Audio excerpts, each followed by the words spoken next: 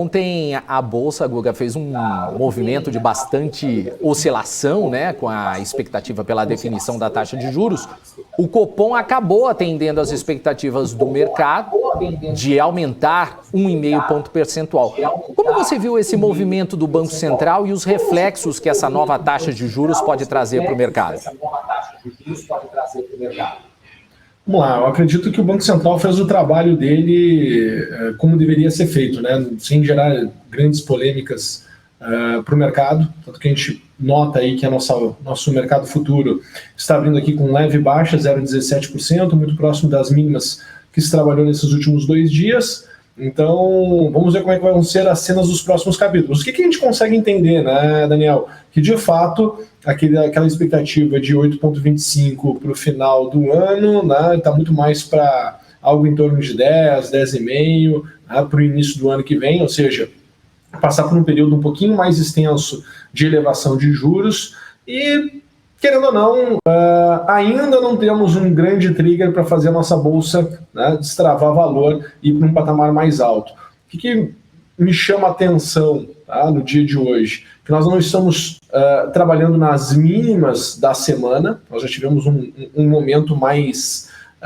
nervoso, né, nesses últimos dias em relação ao que se tem hoje, né? Estou curioso para ver o comportamento dos players no dia de hoje, principalmente dos fundos multimercados.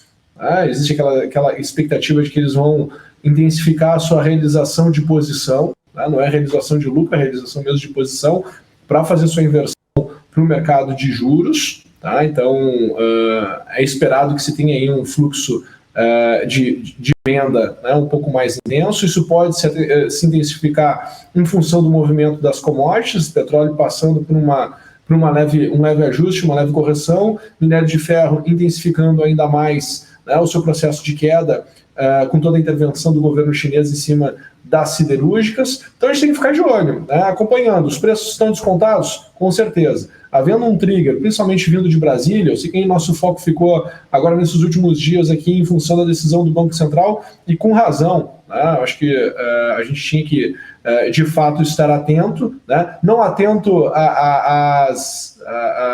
às expectativas mais polêmicas, né, que a gente teve aí, como algumas pessoas aí analisavam que poderia ter uma alta de 3%, elevação de 3% no juro de ontem. Eu acho isso, né, um pouco de serviço, né, não é bem um serviço. Acho muita polêmica, muito extremismo, gera né, uma dificuldade de interpretação por parte dos participantes do mercado. A gente tem muitos participantes muito novos aí no mercado, seja pessoa física investindo, seja agente autônomos distribuindo produtos de investimento. Então tem que tomar cuidado com o que se fala, né, tem que ser, né, mais pé no chão mesmo, não dá para ficar muito viajão, e a gente tem que, né, se preparar, porque, de fato, se vier um trigger dentro do contexto atual, podemos aí ter, quem sabe, um retorno da Bolsa para cima dos 112 mil pontos, que é uma expectativa boa dentro do cenário, dentro do contexto atual.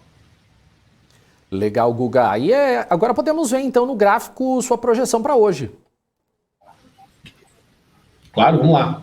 Compartilhar com vocês aqui a minha tela, entrando detalhadamente, começando aqui pelo próprio Ibovespa, olhar aqui para o que está acontecendo aqui no nosso Ibovespa numa visão mais de longo prazo. Tá?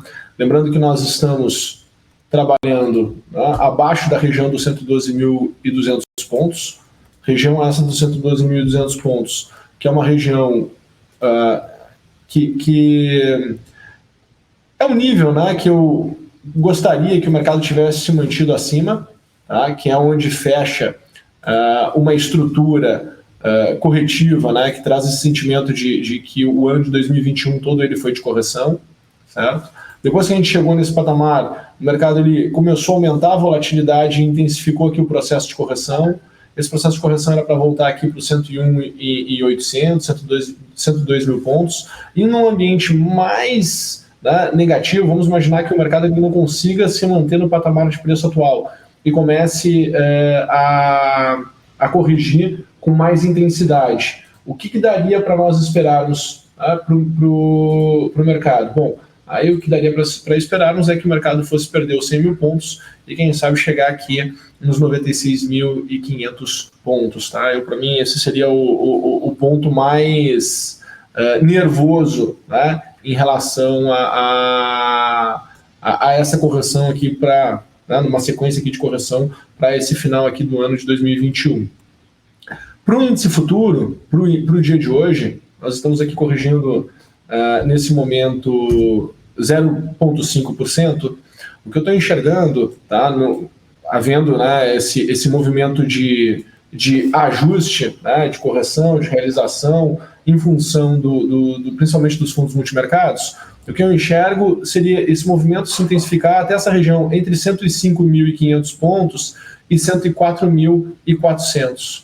Tá? É o que eu consigo enxergar aqui de espaço para corrigir, espaço para queda para o nosso mercado. Seria voltar muito próximo para as mínimas, tá? Que nós tivemos ali no dia 22 de outubro. Agora, se por um acaso tivermos um movimento de realização lá fora, intensificando também a correção aqui dentro, tá? Aí eu acredito que a gente pode, pela primeira vez, né, enxergar aí um índice retornando para baixo dos 100 mil pontos aí na semana que vem.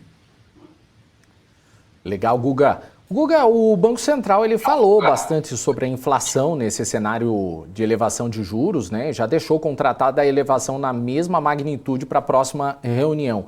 A ideia é ancorar as expectativas para o ano que vem. Essa pressão inflacionária ela deve seguir por mais tempo, impactando nos ativos? Vamos lá, né? Se nós olharmos para a movimentação de petróleo, tá? Do petróleo, tudo leva a acreditar que a gente vai enxergar aí um petróleo no ano de 2022 acima dos $100 o barril. Tá?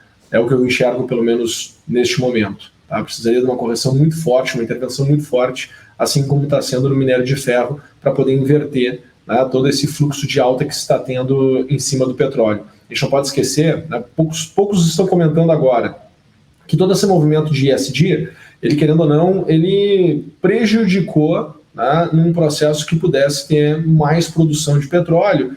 Então acaba que a oferta, né, ela acaba que está, de alguma maneira, né, permitindo com que se tenha toda essa elevação. A gente tem que entender também que esse minério de ferro não vai permanecer por muito tempo nessa cotação, nesse nível de preço, vai ter em algum momento um determinado repique. Tá? Então, a pressão inflacionária em função de commodity tende a continuar. Aonde pode diminuir? Se nós olharmos para a questão de energia elétrica aqui dentro do Brasil, né, que a gente está com essa questão de da crise hídrica, isso tende a normalizar. Fornecimento, abastecimento, tende a normalizar. Tá? Então, assim, dizer que a pressão inflacionária vai acabar em um determinado momento, né, eu vou dizer que sim. Né, que é passageira? Acredito que sim. O problema é o que o mercado vai fazer até chegar nesse momento que vai desacelerar. Né, como tudo. Né, querendo ou não, tudo é meio que passageiro, se nós formos olhar. Uma tendência de alta é passageira, uma tendência de baixa é passageira. O tempo que importa. Né, quanto tempo essa pressão vai permanecer? Quanto isso vai gerar de impacto nos participantes, nos players, no bolso do investidor, até que as coisas mudem, né? E quem consegue esperar esse tempo? Essa é uma outra coisa que a gente tem que ir monitorando, né? Quem de fato vai conseguir esperar esse tempo, né, e essa pressão inflacionária de fato passar e começar a reduzir. Então a gente tem que ir dançando a música, né, que está tocando. Tá? Nesse momento, se tem essa pressão inflacionária, eu imaginava, né, eu tinha como expectativa de que nesse momento que nós estamos agora, a gente já começaria, né, a ver um impacto da elevação de juros nos mercados. Né? De fato, a gente ficou muito tempo parado, né? A gente ficou com muita ineficiência em todo o processo de abastecimento. Tá? Essas ineficiências geram oportunidades, né? E com certeza agora nos balanços, conforme forem vindo os resultados, nós vamos perceber esses impactos dessas oportunidades. Né? Provavelmente, a partir da semana que vem, a gente começa a mudar um pouco o nosso tom, o nosso discurso de preocupação para um tom e um discurso um pouco mais otimista em função dos resultados das companhias, né? E aí o investidor, né, tem que começar a tirar um pouquinho do olhar da questão, né, macro, da questão política nesses patamares de preço, e enxergando aquilo que está interessante, né, em cima dos ativos, os ativos que estão de fato interessantes,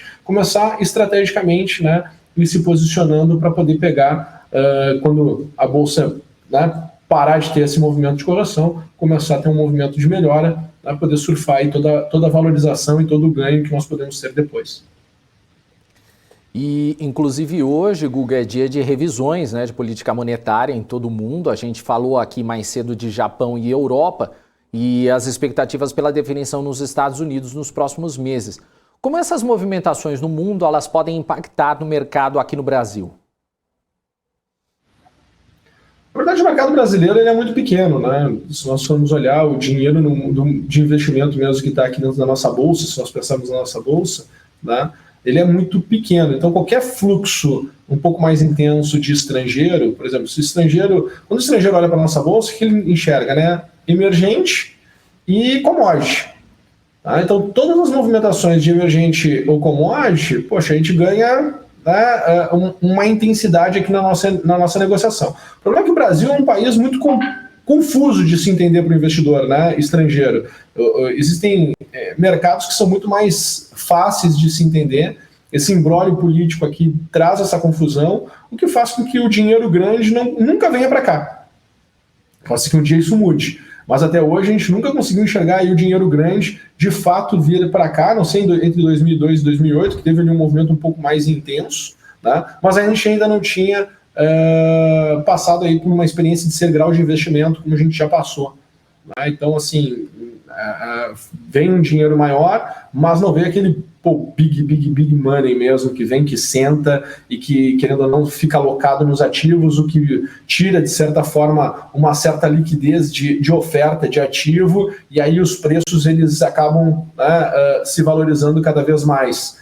Coisa que a gente já viu em alguns ativos isolados, né, e a gente percebe a importância, né, de um big player estar posicionado para uma valorização de fato da bolsa no longo prazo, né, porque quanto mais pessoas quiserem um determinado ativo e se mantiverem com esse ativo, menos ativos vão estar disponíveis em circulação em um movimento de queda, em correções das bolsas, né? Então a gente não tem isso. Então, uma vez que nós não temos isso, a nossa volatilidade acaba sendo maior, os processos de correção são maiores, né? E por ser um mercado pequenininho ainda, né, toda vez que entra uma intensidade maior de ajuste, de queda, o impacto também é maior. Então a gente ainda é uma economia confusa e difícil para um investidor quando ele compara, né? Para nós que estamos aqui dentro parece estranho escutar isso, mas para o investidor estrangeiro que está olhando, tem várias opções na frente, quando ele chega ali no ponto Brasil, pô, é uma incógnita, é uma confusão, né? E a gente faz questão de ser confuso mesmo.